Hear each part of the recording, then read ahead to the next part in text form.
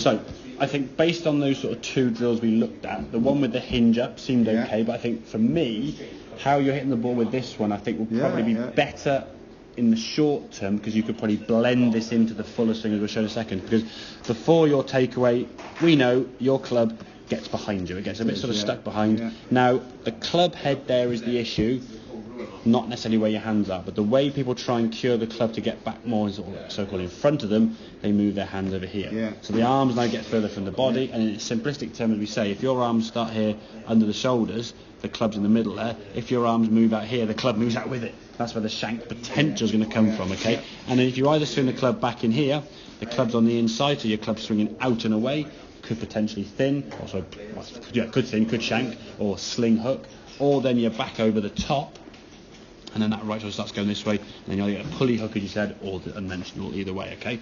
So, for me, if we can just sort of make some swings with the club just starting here, just set the club there, okay? As you go back, okay? I wouldn't worry about the hands being sort of forward or back, this sort of movement here now. Look, that looks to me a bit sort of manipulated, okay? That kind of looks comfortable, okay? So you set the club in a position here now as you go back, and then what you would then do when you put the club here, if we look at sort of the next sort of stage as you go back here, oh, too far, sorry.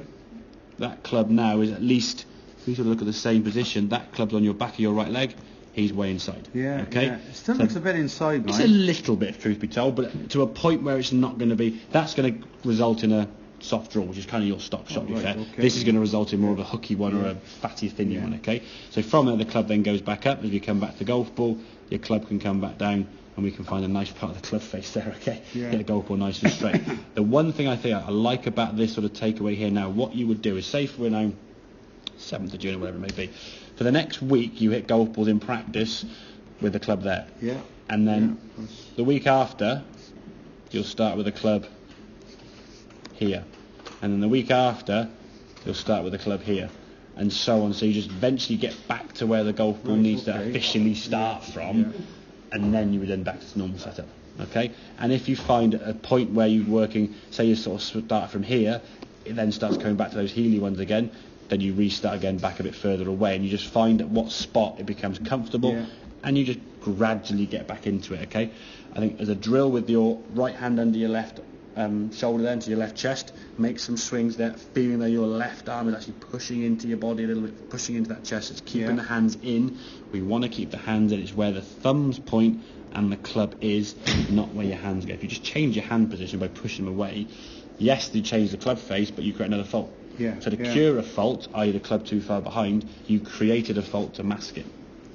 As a result, the unmentionables came in there, okay? And I think if you... Well, I think all the other bad shots of, you know, over the last couple of weeks, I may have cured the shank to a certain degree. I've encountered other horrible shots into the game with the potential of shanking as well. Exactly. And then I think of all the shots in the game of golf that we want to avoid, obviously slice, hook, top, shank.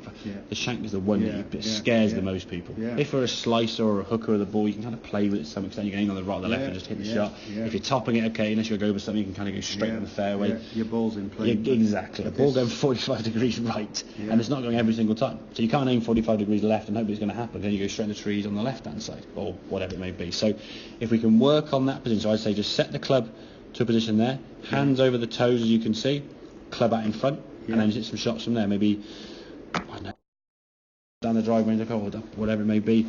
Just getting a more comfortable feeling of how that club needs to be positioned, okay? And then in time, gradually sort of tear the comfort blanket away by giving you less of an assist, okay? Because obviously starting with the club in the position you're trying to get to eliminates the potential of going wrong. From there, the swing just happens, okay?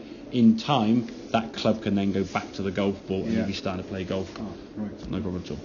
That kind of makes sense then, yeah? So it's interesting when people try and cure what they think their fault is by adding other fault into the equation, don't they? And that's made them. Whenever I'm playing though, after I've hit the ball, the club's always closed in my hand. Now I don't know whether that's to do with what I'm doing or whether it's a loose grip. I wouldn't say it's the loose. I mean, the top of the Can you see it? There's like top of the backstone there, the club face. If you just shorten it before then. From here. I get it in. You know, if I could stop there. I could probably play pretty good golf, but it just goes on a little bit and then it just flops down a bit. I think more. I wouldn't say the grips. The grips not for me. The grips changing a little bit more after the shot, because at this point here now, If we look at... be better in posture, you know. Yeah, much better, much better. Yeah. If we look at your grip there, that's kind of a sort of face-on view of how you would look down at your handle, if that makes sense. Yeah. So when you're looking down at your grip this way, that's kind of how your hands would be, okay? And that club for me is a little bit, it's hard to still see that, but that club's a little bit sort of closed there as we swing through. And I would see, it's just, exactly, it's a little bit of right hand at the bottom there. Now, it's not a major problem, okay? I've fought this for about 25 years of my life, and I've come to the conclusion now, it's just part of me. Mickelson does it, Vijay Singh did it massively. A lot of golfers have it, okay? I think if we try to cure that by holding the club face or gripping it tighter, you will just result in the golf ball over there somewhere. Okay?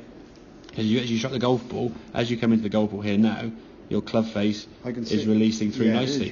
Maintain posture, nice release of the body there, okay? It's only at this point in now where your hands, and it's just a little bit more your hand just doing this and just the club just twisting your grip a little bit. But it's not, it's not a major like, oh my God, you've got to change that, okay?